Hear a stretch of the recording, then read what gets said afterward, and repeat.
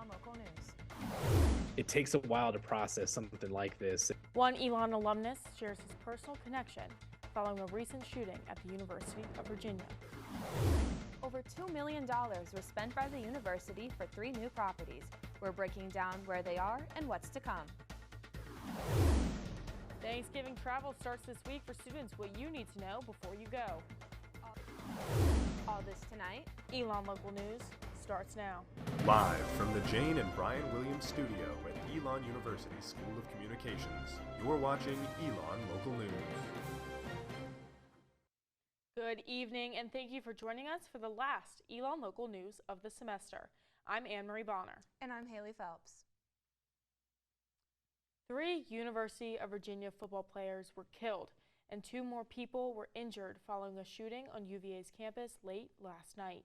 The suspect was taken into custody just before 11 a.m. today. Former Elon Local News reporter Preston Willett is the sports director at CBS 19 Charlottesville and covers University of Virginia sports. For him, this hits close to home.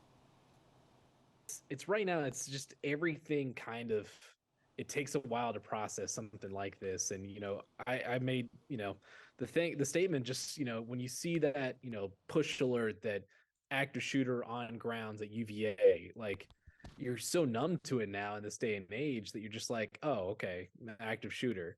But then it kind of starts hitting with you like, oh, there's someone with a gun on grounds right now. And now these people that have been killed. Willett says he had personal relationships with the 3 victims, Devin Chandler, Deshaun Perry, and Lavelle Davis Jr. He says the hardest part is knowing that they no longer have a future. I'm going back and listening, to an old interview I had with one of the victims, Lavelle Davis Jr. And, he's talking about his future. He's talking about, watching his coach's kids grow up. Like he's talking about providing for his family. That's hard. That, a guy with such a bright future ahead no longer has one. Virginia police reported that the suspect, former UVA football player Chris Darnell Jones, was arrested after a manhunt that lasted more than 12 hours. Elon University Campus Safety and Police is now reaccredited, and it comes from the International Association of Campus Law Enforcement Administrators. The law enforcement agency was first accredited by the association in 2018 following a thorough review. Elon University is making big purchases, and it's all part of the plan to keep expanding campus. Our Ellis Chandler is breaking down where, how much, and what we still don't know. $2,675,000 is how much money Elon University spent on 3 East Haggard Avenue properties, but there's no specific plan for it yet. The first is 716 East Haggard Avenue. It was purchased for $1.5 million. It's a 4-acre lot located close to the Danley neighborhood. The second property is located at 742 East Haggard Avenue. It's closer to 3 acres and is located across from the Oak Hill neighborhood. It sold for $750,000. The third property is 738 East Haggard Avenue. It's just over half an acre and sold for $500,000. The properties at 742 and 738 still have homes on them. Both properties were also bought with Tyler Redhead and McAllister, a high-end real estate group in Greensboro. These expansion efforts aren't the only ones currently taking place. A 4th residence hall in the East neighborhood is set to break ground on June 1st of this year. The East neighborhood commons will go up where a parking lot currently sits. It plans to have 90 beds and a common area for students located at the front of the building. The project aims to be completed by August 2024. Ellis Chandler, Elon Local News. More information about these property sales are on our website, elonnewsnetwork.com. The university has no further comment on the plan for these purchases at this time. As students prepare to hit the road for Thanksgiving, we are live in studio to help you find the best price for gas. If you are looking to fill up before break, BJ's is a cheap option if you have a membership card for just $3.33 a gallon. If not, Shell on South Church Street in Burlington is only $3.35 a gallon. For those going north, the price is only going up once you're outside of Virginia. Prices in Virginia are around $3.50, but further north, you could be paying around $3.70. If you are headed west towards Tennessee, you will see some lower gas prices, with most stations averaging $3.20. If you're going south for a break, South Carolina has some cheaper options for gas. In Blacksburg, you could get a gallon for as low as $3.09. So if you can wait to fill up until then, that seems to be your best option. Plus, if you use GasBuddy.com, you can find the cheapest options along your route. Residence halls close for Thanksgiving break on Saturday at 10 a.m. and will not reopen until Sunday, November 27th at 8 a.m. If you have not received official approval from Residence Life to either stay late and or arrive early, you must be out of your building during this time. Despite the loss to Hofstra University in the Colonial Athletic Association Championship Final on Saturday, the Elon men's soccer team secured a spot in the NCAA men's soccer tournament today. This will be the Phoenix first time in the championship tournament since 2015. Our Sydney Spencer has more on the team's journey. The largest crowd of the season came out to support the Phoenix as they faced Hofstra University in the Colonial Athletic Association Championship Final on Saturday. Despite being the first seed, the Phoenix went into this weekend as the underdogs. In 2021, they lost to the Hofstra Pride in the CAA final and had lost every game against Hofstra prior to this season's conference matchup.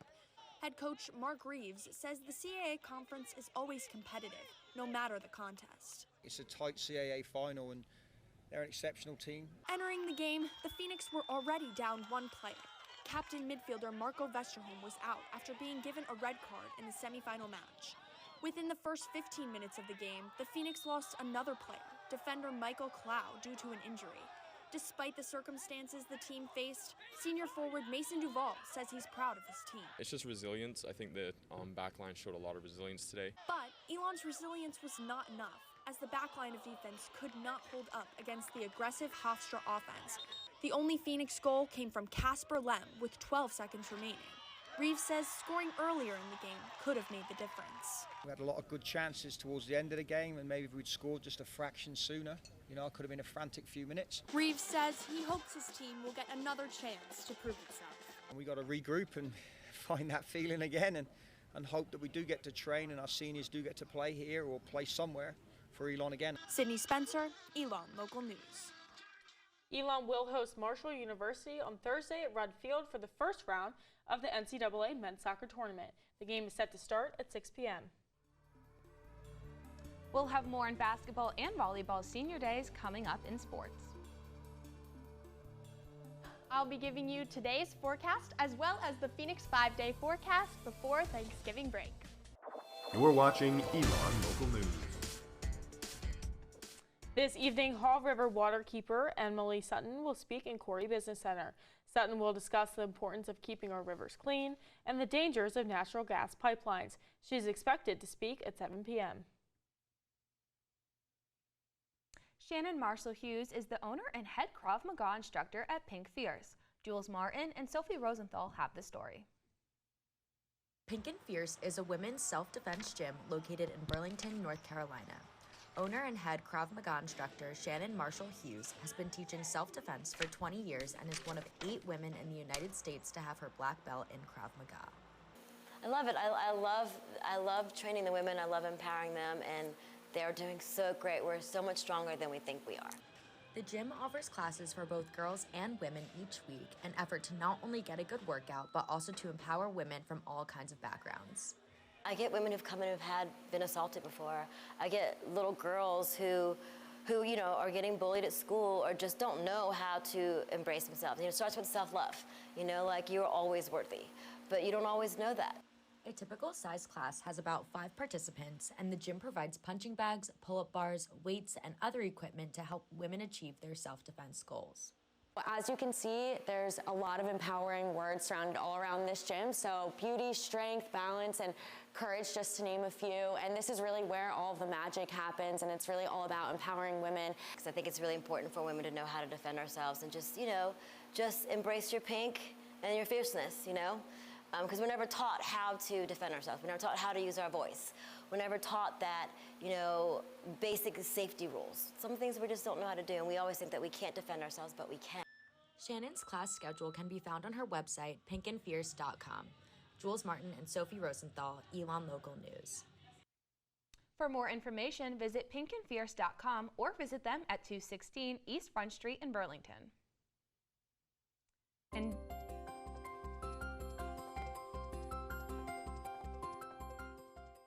joining us now with your Phoenix 5-day forecast and a look at the rest of the week ahead is our Sydney Spencer. Sydney is live in studio with us this evening. Thanks for joining us. Thank you so much, Annemarie and Haley. So as you said, for today, it's going to be very, very cold outside, so make sure to grab your jackets, grab your sweatshirts, and just bundle up to brace the cold. Today we saw a high of 50 and a low of 28. Temperatures are going to continue to drop later this evening, and the clouds will remain later today, preparing for the rain that's going to start tomorrow. I will be back with your Phoenix 5-day forecast a little bit later, but now back to you at the desk. Tomorrow, Sydney Spencer, thank you so much. Tomorrow evening, the Panhellenic Association will be hosting Panhell 101. The event is for women looking to learn more about joining a sorority on campus during winter term. There will be 2 sessions, one at 6 p.m. and one at 8 p.m. in McKinnon Hall. Tomorrow evening, Elon University's Wind Ensemble and Concert Band will present its fall concert performance. Elon freshman and wind ensemble musician Regan B.O.T. says the concert has been thoughtfully planned. Our concert is going to be a combined concert, so the concert band is going to play their stuff first, and then the wind ensemble, and then we're going to have like a combined portion where we play pieces together. And I know the wind ensemble focus has been kind of on literature that we can relate to poetry, and then kind of work our way through that. Director of Band Jonathan Poquette says he is excited for his students to show off all their talent and hard work from this semester. We've been putting a semester's worth of work together, and it's finally coming to fruition. And I know I'm super proud of all the students because they've been working really hard, you know, and the community members as well. I think it's going to be a fantastic show on Tuesday night, and there's something for everybody. The concert will be held in McCrary Theater on campus and starts at 7:30 p.m. Elon University's first ever show choir, Elon Muses, just completed its first ever live performance. The Muses sang the national anthem at the women's basketball home opener on Sunday. Elon Muses president and sophomore Jordan Kelberg says she is happy with how far the Muses have come in its first semester. I'm so appreciative for the Elon community for giving us this opportunity. Being a new org, I didn't know if they would give us this opportunity this early in our journey, and I'm so grateful for them letting us sing the national anthem. Later this winter, the Muses will perform in a holiday cabaret. Details of that performance are yet to be announced. One vendor sells baked and canned goods with a focus on health and personal fulfillment every week at the Authentically Alamance Farmers Market in downtown Elon. Our Gianna Samaro has the story. Local farmer and baker Robert Thomas, commonly known as Gardener Bob, makes a living from selling his freshly baked and canned products to Elon, North Carolina locals. Thomas previously worked as a chef but turned his small business into a full-time job. Whenever you see all this stuff right here, you're seeing experience that I've had a lot of years in the kitchen to go over recipes and figure things out. So I like to bring my passion and my 20 plus years of experience to this market. Before working on his business full-time, Thomas worked at Elon University's McEwen Dining Hall, but felt stifled by the constraints of the university kitchen. He explained how over the years, the ability to create and serve new and exciting foods to students was taken away, and so he began investing more time into his small business. No matter how much you work for somebody else, you can never find that satisfaction, and I've gotten in the last year more satisfactory compliments about how amazing stuff was and all that than I've ever got working for somebody else. At every farmer's market he goes to, Thomas brings his classic sourdough bread and signature salsa and pickles, as well as new recipes he's in the process of perfecting. Here we have one of his brand new recipes, sourdough cinnamon buns. Elon University students are some of his main customers and taste testers that come back to his stand each week to try his new offerings. This support from Elon students that motivates him to keep growing and expanding his business. He also credits his personal goal of living a healthy lifestyle that stems from a previous struggle with addiction. I was an ex-heroin addict, drug addict. So the fact that I'm actually sitting here talking to you right now is a miracle, because it's a very small percentage of people that make it out of addiction like that. Thomas will be at the Authentically Alamance Farmers Market on Thursdays from 3 o'clock to 6 o'clock p.m., selling the products he has made a living off sharing with locals. Gianna Smurrow, Elon Local News. The Authentically Alamance Farmers Market, where Thomas sells his products, will run through the end of November and pick up again in the spring. Elon Local News returns right after this.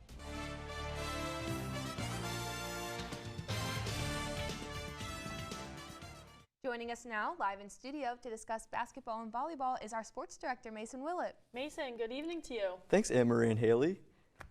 Elon University women's basketball had its home opener this past weekend versus in-state rival High Point University. Our Max Wallace has the coverage. We'd much rather have an ugly win than a pretty loss. The Phoenix were in search of its first victory on Sunday, and thanks to a pair of clutch three-pointers from junior forward Asia James, Elon won 60-57 over the High Point Panthers. James's last three-pointer, the game winner, came with just seconds left. Then I flared and it was open, so I shot the ball and went in. Head coach Charlotte Smith said the inbound play that set up James's three was only drawn up the day prior. Smith said she was holding her breath as the play developed. Yesterday was the first day we ever ran that, so I was a little nervous. Okay, would the timing be good? Would we be able to execute? But when she saw the ball drop, she said she could not have been happier with the execution. Just really proud of them for being able to run that play. With under 5 minutes left, Elon lost two key players because of foul trouble. Graduate student center Ivana McGill, as well as graduate student guard Lanasia Evans. Evans led the team with 19 points, but she said being on the bench didn't ruin her spirits. Making sure like I was still active, even though I wasn't in the game, like just being a big support of everybody. And on the court, James said the team knew it was crucial to stay focused. Around the 5-minute mark, I think it was when they got when we had 5 team fouls in, and we sent them to the line, and then we knew we had to lock in even more. Despite losing two big players and getting into foul trouble, Smith said she tried to lead by example and remain calm when adversity struck in the late stages of a tight game. If I get super tight, then they end up being super tight. But she said it's not always easy to do. And I was tight, but I tried to hide it. With the win, the Phoenix improved its record to 1-2 and will look to use the momentum in its next game against University of North Carolina at Greensboro later this week. Max Wallace, Elon Local News. The matchup against University of North Carolina at Greensboro will be played at the Schar Center on Saturday, November 19th. Tip-off is set for 2 p.m. As for men's basketball, the team was on the road this past weekend competing in the Asheville Championship Tournament. Elon ended up losing the first game against East Tennessee State University, 77-64 on Friday. Head coach Billy Taylor says that the team needed to lock in defensively if it wanted a chance. Overall, some things that were positive, some movement the right direction, but overall we just have to be more disciplined if we want to have success and not come in here, lose by 13. Elon also lost its second game on Sunday to Harvard University, 92-77, sending them home empty-handed. But Elon senior John Bowen III said he was happy with the way he and Elon senior Sean Halloran played together on the court. Previously at Belmont Abbey, and so we've kind of built that chemistry already. He drives in, I know he's going to be ready to finish, or he's going to look for me down in the dunker spot. And so Sean does a really great job at doing that. And, me and him were very close off the court as well. So we just feed off of each other. Elon is now 1-2 on the season and will look to even its record at home on November 17th against North Dakota. The Elon University volleyball team honored 5 seniors on Sunday in their annual Senior Day. Our Sydney Spencer has the story. Family and friends, as well as the support from the sidelines, were in full swing at Schar Center during Elon Volleyball's Senior Day. Senior defensive specialist Alex Van Westernen says she was excited to be celebrated with her team. They're like my second family, so it was just awesome to get to experience that with them, felt all the love. Along with Van Westernen, senior middle blocker Jen Krasminski Outside hitter Leah Daniel, setter Haley Clark, and middle blocker Claire Ritchie made up the Elon volleyball class of 2022 athletes. Krasminski says the program has taught her a lot, both on and off the court. There's been so much support and so many people to go to. It's just been a great program, and I'm really going to miss playing here. After a 6-game win streak, the Phoenix ended up losing to the Stony Brook Seawolves in a back-and-forth battle lasting 5 sets. Krasminski led the team with 6 blocks, and Van Westerenen tallied 3 service aces and 9 digs. Despite the loss, Van Westerenen was pleased with the season thus far. It's just been a great year overall. I love this team, and I'm excited to finish it out with them. The Phoenix will be heading back to practice in preparation for the Colonial Athletic Association Championship Tournament later this week. We just really have to focus on trusting ourselves and trusting our abilities, and then that'll show through definitely in the championship, and everybody plays better in the championship, so I'm looking forward to that. The Phoenix ended their regular season with a record of 13-13 and a conference record of 10-6. Sydney Spencer, Elon Local News. Elon is the number 5 seed for the tournament and will face Northeastern in the quarterfinals in Towson, Maryland, November 17th at 1:30 p.m. For sports updates, follow us on social media at SportsENN. Mason Willett, thank you so much. Thank you. Joining us now with a recap of your Phoenix 5-day forecast is our Sydney Spencer. Sydney? Thank you so much, Annemarie and Haley. Well, it's the last week before Thanksgiving break, and it's going to be an extremely cold one on campus, so make sure to stay warm and bundle up. Tomorrow, we're going to be seeing some rainy conditions, and on Wednesday, we're going to be seeing some clouds, but the high will be 54. Moving in further this week, we're going to be seeing some sunny weather with the highs in the high 40s, but the lows are going to be dropping into the mid and low 20s, which is extremely cold. Well, that's all for your Phoenix 5-day forecast. Make sure to stay warm and travel safe. Back to you at the desk. Well, I tell you what, it has been freezing, I know. And are you ready to go home for Thanksgiving break? I am. It's going to be even colder up north. All right, and that's all the news we have for you this evening. Thank you so much for joining us. For all the news you need to know when we're not on the air, visit our website, Elon News Network. And follow us on social media at Elon News Network. Have a great week, Elon.